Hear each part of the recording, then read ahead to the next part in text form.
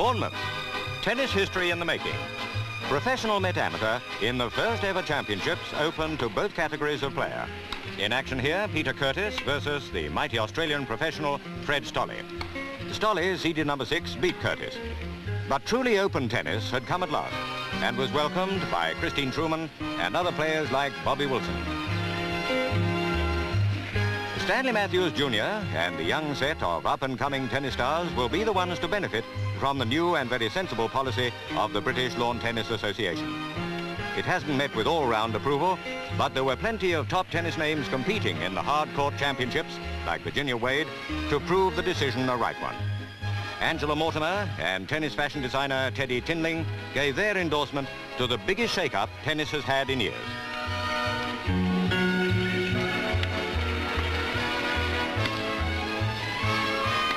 So the Bournemouth Championships will go down in sporting history as the breakthrough tennis event where the players met the gentlemen and the ladies met each other.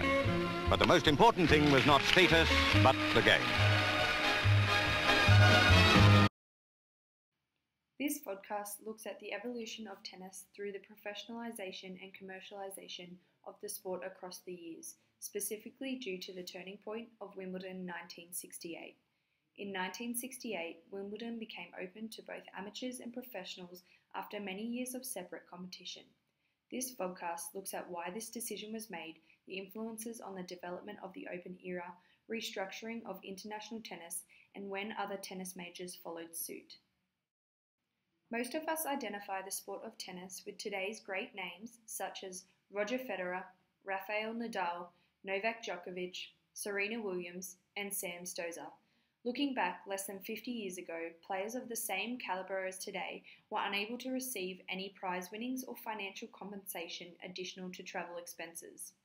Major tennis championships fell under the governing body of the International Lawn Tennis Federation, which is now known as the International Tennis Federation. Up until 1968, professional tennis players were unable to participate in major tennis championships, with only amateurs allowed to compete.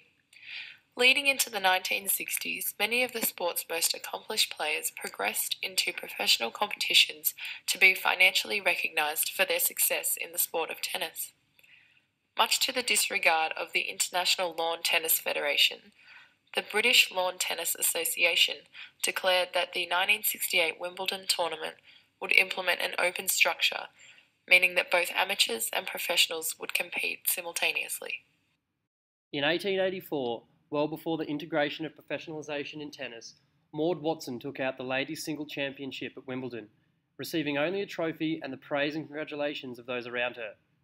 Moving forward, just over 100 years, Martina Navratilova won the ladies' singles championship at Wimbledon in 1985, receiving a trophy and roughly $200,000 in front of a crowd of 16,000 people, which was broadcasted on television. From the implementation of the open structure at Wimbledon in 1968, a precedent was set and many Grand Slams thereafter followed suit, progressing from amateurism to professionalisation and adopting an open competition structure, looking at the highly commercialised and professional world of competitive tennis today. It is evident that it has undergone an evolution in the recognition of players and structure of major tennis championships.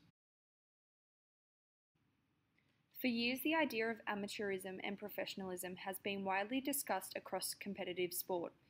In competitive tennis, there has always been a significant distinction between these two key concepts, establishing the segregation of amateur and professional players in major tennis championships. The main focus of professionalism during the 19th century was whether players were able to make a living through sport without the economic pressure of having to support themselves independently while playing at such an elite level.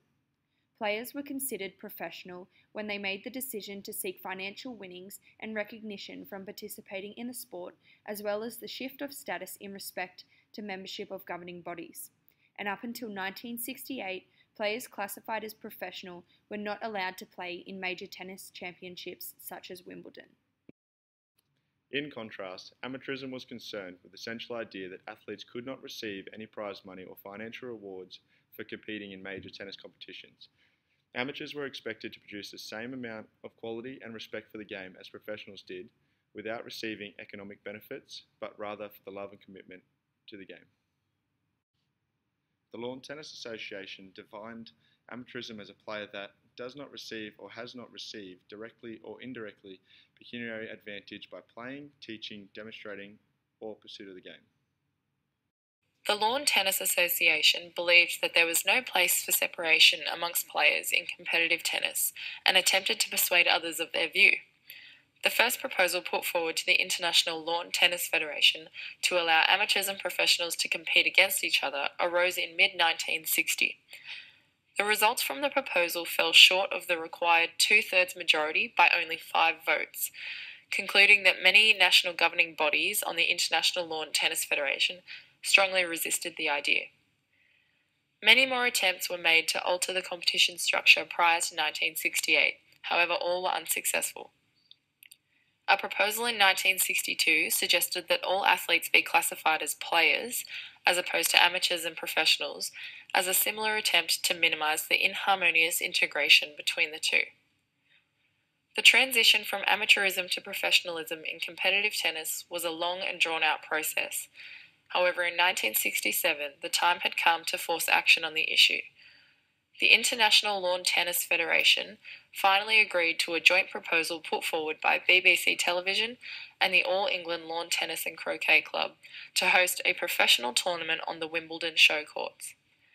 The event was a huge success and drew large amounts of spectators who believed that the standard of play was much higher than that at the official championships, thus sprouting the start of change to the competition structure. The International Tennis Association declared that the 1968 Wimbledon tournament would be open to all, regardless of whether they were amateur or professional athletes. Tennis's change to the open-era competition style currently employed across major tennis championships today was influenced by a variety of factors. Under the amateur style of competition, the sporting federations held considerable power over the players under their governance, where they had to report their spending and receive permission from their respective federation if they wanted to play international competitions. In addition to this, federations forbid players from receiving any monetary winnings, leading to lower retention of amateur players due to the lack of freedom and financial rewards. With amateur players not able to receive any financial income or prizes for playing competitive tennis, greater economic pressure was placed on the players as they were committed to the competitive nature of the sport but were required to independently support themselves financially.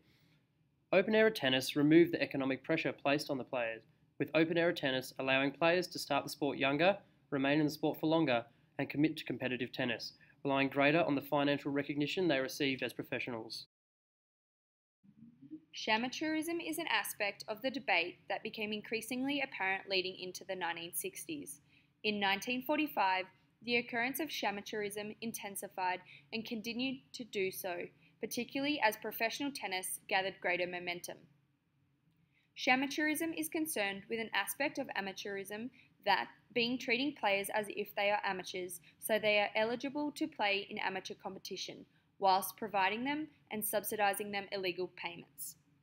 The growing concerns and controversial publicity encompassing the concept of shamateurism called upon governing authorities and bodies to mitigate the issue, although these were not addressed for many years, with the issue reflecting poorly on the reputation of the International Lawn Tennis Federation due to the violation of the amateur code.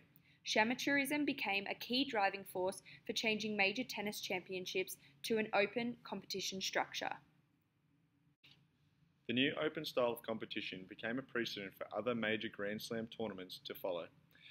The idea was very quickly adopted due to the success at Wimbledon in gaining publicity and international recognition. The Australian Championships became open to both amateurs and professionals in 1969, when they invited players classified as professionals to complete an annual Grand Slam tournament. In that same year, the tournament title underwent an adjustment, changing from the Australian Championships to its current name, the Australian Open. It is said to be due to the transformation and evolution of the competition structure, allowing professionals and amateurs to compete simultaneously, aligning the concept of the open era, which brought significant change within the sport of tennis. The French internationals became open to amateurs and professionals in 1968, changing from a tournament reserved for players who were members of the French clubs only to the best foreign players of the world. In that same year, the French Tennis Federation decided to rename the tournament the Roland Garros French Open, following suit of Wimbledon as it was available to amateurs and professionals to play. The renaming and restructuring of the tournament was due to the development of tennis through previous success of Wimbledon. The French Open's strengths producing growth for tennis internationally. These strengths also allowed the French Tennis Federation to build and grow the Roland Garros Centre, helping establish the Open era. The uneasy professionalisation process that competitive tennis underwent not only took a significant amount of time, but clearly demonstrated areas of the Beach and Chadwick's development of sport as a business framework. The Open event in 1968 gained mass appeal to the sport and thus willingness for spectators and investors to become involved. The sport of tennis is now highly commercialised, with external organisations using the sport and the athletes as an opportunity to promote their own product or work. Player endorsements and sponsorships are widely common for the majority of elite tennis players. Commercialisation was a byproduct of the sport transitioning from amateur to professional. The evolution of the competition structure in competitive tennis was lengthy and controversial, yet imperative to the future success of the sport. There were many contributing factors to this change in 1968, including the popularity shift from amateur competitions to professional competitions, after one of the sport's greatest names, Rod Laver, dropped out of the amateur league and switched codes. The economic pressure placed on amateur athletes who weren't receiving financial support, and the presence of amateurism, a term that referred to athletes competing in amateur competitions yet receiving illegal payments, and the diminishing reputation of the International Lawn Tennis Federation and the sport of tennis as a whole. The success that followed the establishment of the Open era at Wimbledon set a precedent for other tennis majors to follow, such as the Australian Open and the French Open. These other major tennis championships followed suit to retain international recognition as an elite level tournament and align with the success of an open structured competition.